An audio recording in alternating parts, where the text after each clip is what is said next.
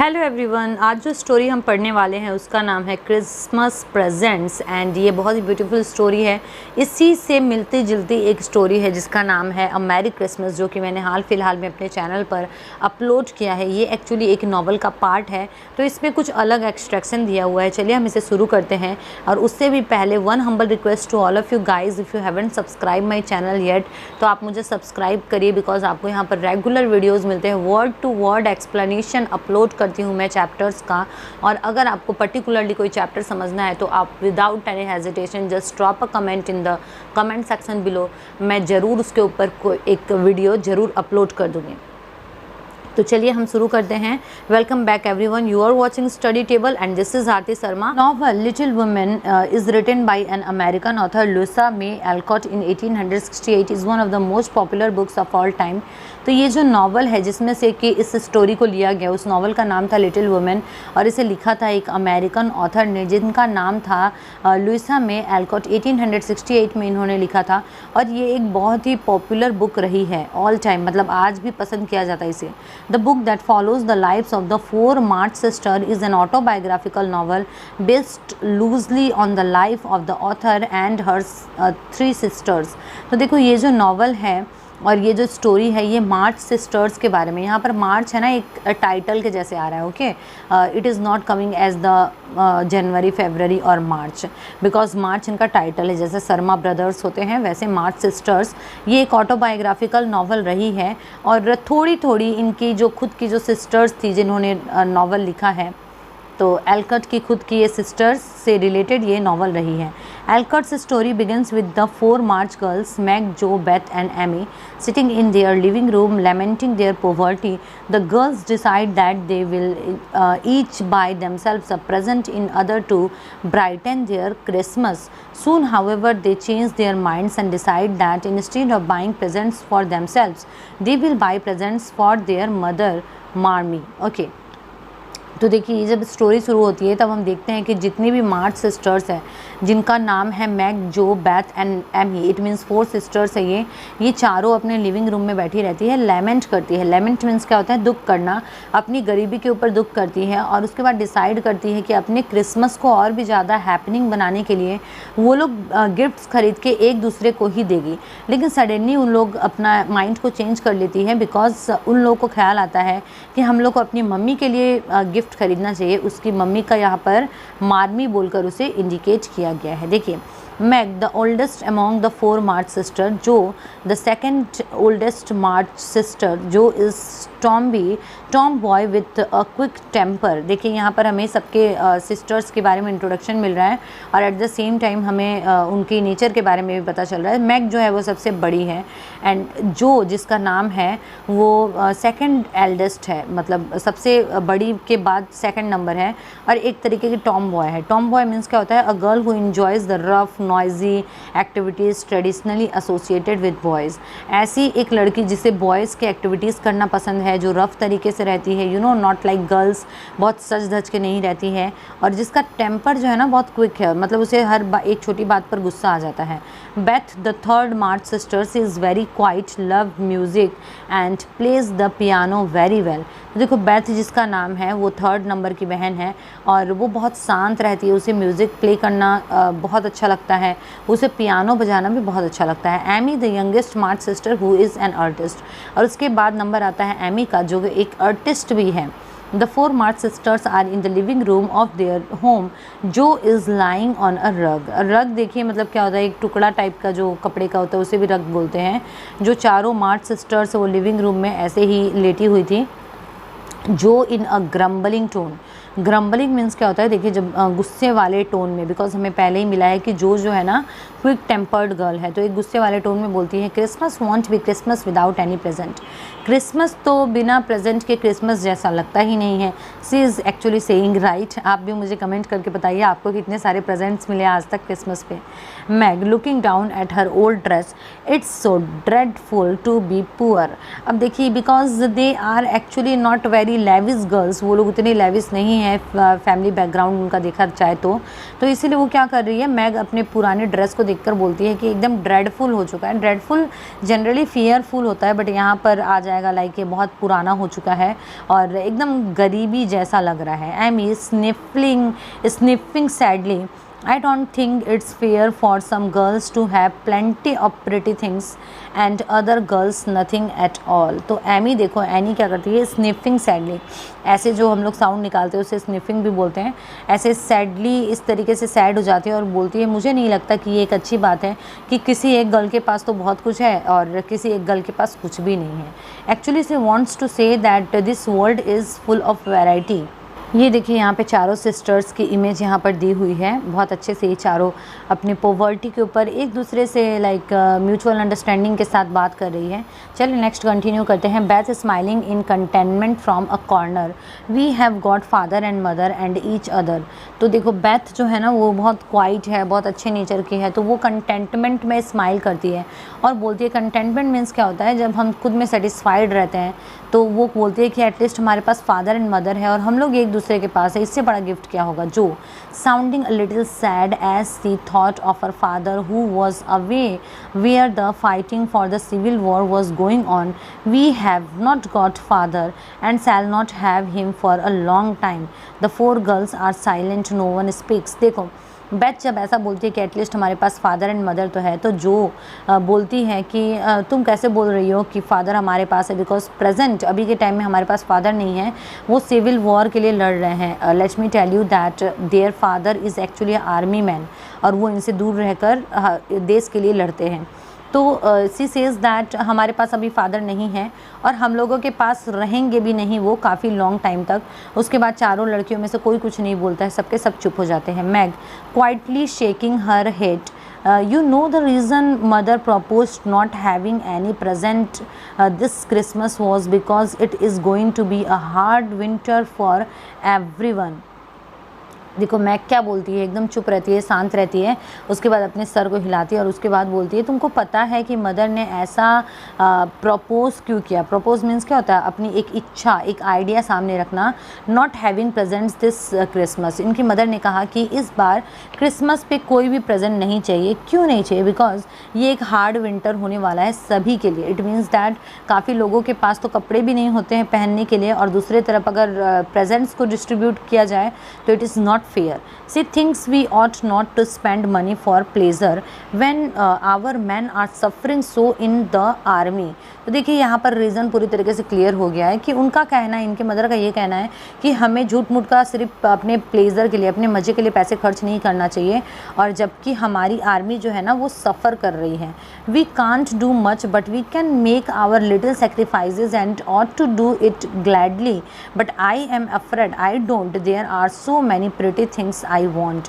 तो देखो इसकी मदर का बहुत ही अच्छा थॉट है यहाँ पर। वो क्या बोलती है, हम बहुत ज़्यादा कुछ नहीं कर सकते हैं बट छोटे छोटे सेक्रीफाइसेस कर सकते हैं। सेक्रीफाइस मीन्स क्या होता है, अपने आप में किसी तरीके से कोई बलिदान देना। तो यहाँ पर बलिदान एग्जैक्टली नहीं होगा, यहाँ पर हो जाएगा गिविंग अप समथिंग, आप अपने हिस्से का कुछ किसी दूसरे को दे दो। एंड वो बोलती है कि हमें बहुत खुशी के साथ ये काम करना चाहिए, लेकिन मुझे इस बात का डर है that there are so many pretty things I want, कि काफ़ी चीज़ है जो कि एक्चुअली मैं भी चाहती हूँ कि मेरे लाइफ में भी वो सारी चीज़ें हो। नेक्स्ट देखिए, Jo but I don't think the little we should spend would do any good.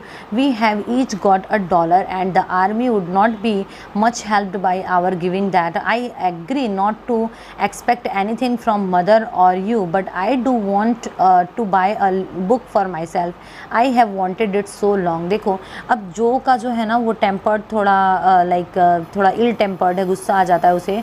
तो वो यहाँ पर क्या बोल रही है कि मुझे नहीं लगता है कि हमें अगर थोड़ा बहुत पैसा खर्च करें तो आर्मी वालों के लिए कुछ बहुत अच्छा हो जाएगा, और ऐसे भी हमारे पास है ही कितना, हमारे पास सिर्फ $1 है एंड ये काफ़ी कुछ हेल्प नहीं करेगा आर्मी वालों को। एंड मेरे ख्याल से मैं काफ़ी कुछ एक्सपेक्ट नहीं करती हूँ कि मेरी मदर कुछ दे, मेरी सिस्टर मुझे कुछ गिफ्ट करें, बट हाँ मुझे एक बुक ख़रीदना है, मेरे लिए मैं ख़रीदूँगी, बिकॉज़ मैं इसे काफ़ी लंबे टाइम से चाहती थी कि ये बुक मेरे पास रहे। बैथ साइंग, साइंग मीन्स क्या होता है, लंबी सांस भरना। I plan to spend mine money in new music. अब बैथ को म्यूज़िक पसंद है तो वो भी यहाँ पर अपना आइडिया दे देती है कि मैं तो अपने पैसे ना म्यूज़िक में ही खर्च करूँगी। एमी फॉर्मली मीन्स क्या होता है, strictly. I shell get a nice box of drawing pencil, I really need them. और उसके बाद एमी बोलती है कि मुझे एक अच्छा पेंसिल बॉक्स चाहिए और मुझे उसकी बहुत ज़रूरत है। It means she is also saying that she will not spend her money giving something to the army man. Jo mother did not say anything about our money and she won't wish us to give up everything. Let's each buy what we want and have a little fun.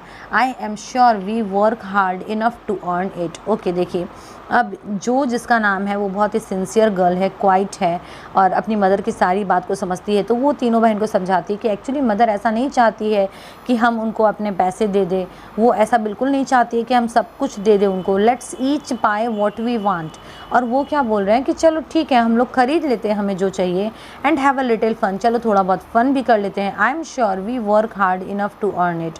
और उसके बाद बोलती है कि ये भी सही बात है कि हम नहीं खरीदेंगे तो कैसे चलेगा, बिकॉज हमने काफ़ी टाइम तक हार्ड वर्क किया है, लाइक पॉकेट मनी वगैरह सेव करना, जिसके बाद हम इसे खरीद पाए।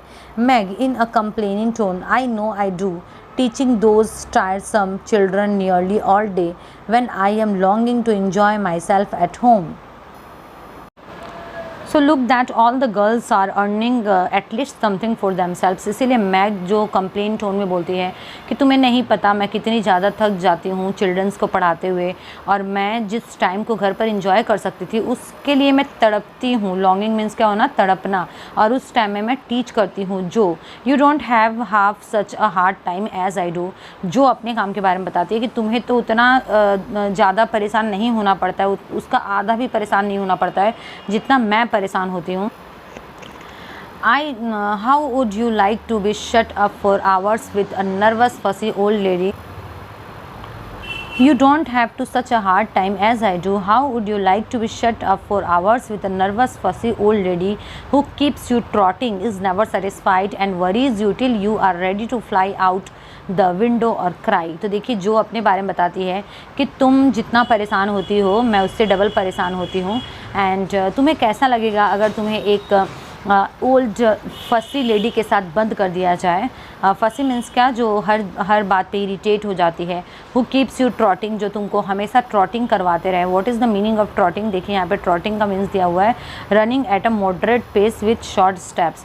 तो एक ऐसी वुमेन जो ऑलवेज इसे हर एक काम के लिए दौड़ाती है, उससे हर सारा काम करवाती है। इज़ नेवर सेटिस्फाइड, कभी भी सेटिस्फाइड नहीं होती है। And worries you till you are ready to fly out of the window और क्राई। मतलब ये बता रही है अपने काम के बारे में कि इतनी ज़्यादा फ्रस्ट्रेट हो जाती हूँ कि मेरा मन करता है रोऊं और उस खिड़की से कूद जाऊँ। बैथ लुकिंग डाउन एट हर रग एंड हैंड्स एंड साइंग, वो अपने रफ हैंड्स की तरफ देखती है और ठंडी सांसें आहें भरती है। It's naughty to freight.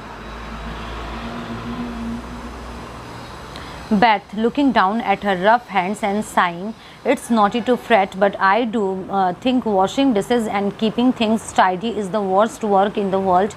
It makes me cross and my hands get too stiff and I can't practice well at all. तो देखिए बैथ क्या बताती है कि मैं अपने हाथों की तरफ देखती है जो कि काफ़ी रफ़ हो चुके हैं, और बोलती है कि इस दुनिया में बर्तन धोने से और घर को साफ़ रखने से ज़्यादा ख़राब काम तो कुछ है ही नहीं, और इससे मैं पूरी तरीके से मेरे हाथ जो है ना वो स्टिफ हो चुके हैं, लाइक बहुत कड़े हो चुके हैं, सॉफ्टनेस चली गई उसमें से।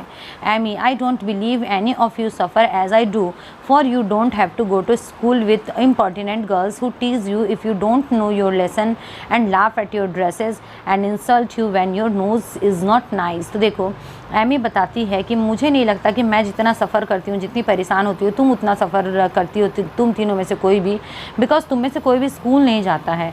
एंड जो इम्पर्टिनेंट गर्ल्स होती है, impertinent means irrelevant, like illogical girls, वो अगर आपको आपका लेसन नहीं आए तो वो आपको छेड़ेगी, आपको टीस करेगी, आपके कपड़ों के ऊपर हंसेगी एंड आपको बहुत ज़्यादा इंसल्ट करेगी। Meg, don't you wish we had some money dear me, how happy and good we would be if we had no worries. देखो मैग बताती है कि कितना अच्छा होता अगर हमारे पास कोई भी चिंता नहीं होती, like they don't have enough money to gift their mother and even take something for themselves. तो इसलिए वो बोलती है कि कैसा होता है कि अगर हम बहुत ज़्यादा हैप्पी रहते हैं, हमारे पास इनफ पैसा होता है। बैथ, you said the other day you thought we were at a deal happier than the king children, for they were fighting and fretting all the time in spite of their money.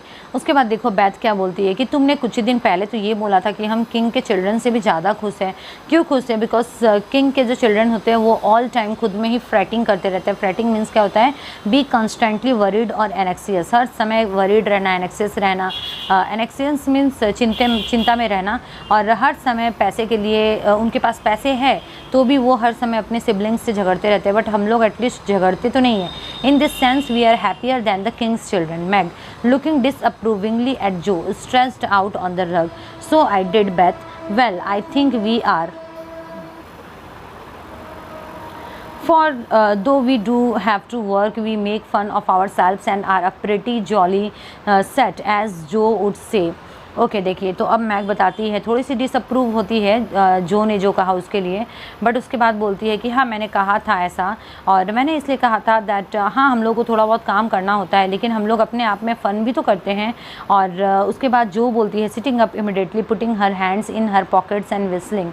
तो देखो यहाँ पर mag की बात आधी हुई थी और उसने कहा था प्रिटी जॉली सेट एज जो वुड से, बिकॉज जो वुड से, जो की एक टेंडेंसी है वो हमेशा क्या करती है, देखो वो उसी समय इस बात को समझ जाती है कि मैग क्या बोलना चाहती है और उसी समय उठकर बैठ जाती है, अपने हैंड्स को पॉकेट में डालती है और उसके बाद विस्लिंग्स करना शुरू कर देती है। विस्लिंग मतलब सीटी बजाना। मैग बोलती है डोंट जो, इट्स सो बॉयज़, तुम ऐसा मत करा करो, ये बहुत वॉइस है, मतलब ये ऐसा काम है सीटी बजाना वगैरह जो कि लड़के करते हैं। जो that's why I do it. तो उसके बाद जो बोलती है कि हाँ इसीलिए तो मैं करती हूँ। तो जो हमने पहले ही पढ़ा टॉम बॉय टाइप गर्ल है। नेक्स्ट देखिए Meg I detest rude unladylike girls. Meg बोलती है दैट मैं हेट करती हूँ ये जो अनलेडी लाइक गर्ल्स जो होती है, जो बॉयज़ जैसे बिहेव करती हूँ, उन्हें पसंद नहीं करती हूँ। इसके रिप्लाई में जो बोलती है that I hate affected niminy piminy chits. तो ये भी बोलती है कि मुझे इस तरीके की जो गर्लिस जो सिली एक्टिविटी करती है गर्ल्स, मुझे भी वो बिल्कुल पसंद नहीं है। The clock struck 6 and Beth put a pair of slippers down to warm in front of the fireplace. अब देखो जैसे ही 6 बज गए हैं, बैथ ने ना अपने स्लीपर्स डाल दिए हैं और फायर प्लेस के पास पहुंच गए। फायर प्लेस मीन्स घर का एक ऐसा कोना जहाँ पर आग जलती है घर को गर्म रखने के लिए। All the 4 girls brightened up at the thought of their mother coming home. और जितनी भी चारों गर्ल्स थी ना, वो सबके सब इस बात से खुश हो रही है because it is the time that their mother will come in their house and the sight of her shoes had a good effect upon the girls for it reminded them that it was the time for mother to come home. और ये लोग ना mother के shoes को देखकर बहुत ज़्यादा खुश हो रही है बिकॉज उनको ये याद दिला रहा है दैट अब इनके मदर के आने का टाइम हो चुका है। And every one brightened to welcome her, और हर कोई बहुत ज़्यादा ब्राइट है। ब्राइट यहाँ पर हैप्पी हो जाएगा, बहुत हैप्पी है कि वो लोग अपनी मदर को वेलकम करेंगे। Meg lighted the lamp, Amy got out of the easy chair without being asked and Jo forgot how tired she was as she sat up to hold the slippers nearer to the blaze. और देखो mag जो है ना वो light करती है lamp को, मतलब लैंप चला देती है। एमी को किसी ने बोला नहीं कि तुम आम चेयर से उठ जाओ, इजी चेयर से उठ जाओ, लेकिन फिर भी वो उठ जाती है। क्यों उठती है? बिकॉज उसको अपनी मम्मी को वेलकम करना है। और उसके बाद जो भूल जाती है कि अभी वो कंप्लेन कर रही थी वो कितनी ज़्यादा थकी हुई है, तो वो भी थकना भूल जाती है और स्लीपर्स डाल के वो ब्लेज के पास पहुँच जाती है। ब्लेज मीन्स क्या होता है? Fire. There are quite worn out, Marmee must have a new pair. और उसके बाद ये लोग देखो उनके शूज़ को देखकर बोल रही है कि मम्मी के जो शूज़ हैं ना बहुत ख़राब हो चुके हैं, उसे एक नए तो ऑफकोर्स ज़रूरत ही है। Beth I thought I would get her some with my dollar. अब देखो बैथ को आइडिया मिल जाता है उसे क्या देना चाहिए और वो बोलती है मैं मम्मी को अपने पैसे से, अपने डॉलर से थोड़ा सा वो शूज़ खरीद दूँगी। एमी बोलती है नो आई शैल, नहीं मैं खरीदूँगी। मैग क्या बोलती है? I am the oldest one. And उसके बाद देखिए डॉट डॉट डॉट, ये जो डॉट डॉट डॉट आ रहा है इसका मतलब इसकी बात पूरी नहीं हुई। इतने में ही जो बहुत फॉर्मली स्ट्रिक्टली बोलती है I am the man of the family now, पापा इज़ द वे। बिकॉज पापा यहाँ पे नहीं है इसलिए मैं इस फैमिली के मैन हूँ, लाइक मैं इसकी मेन लीडर हूँ।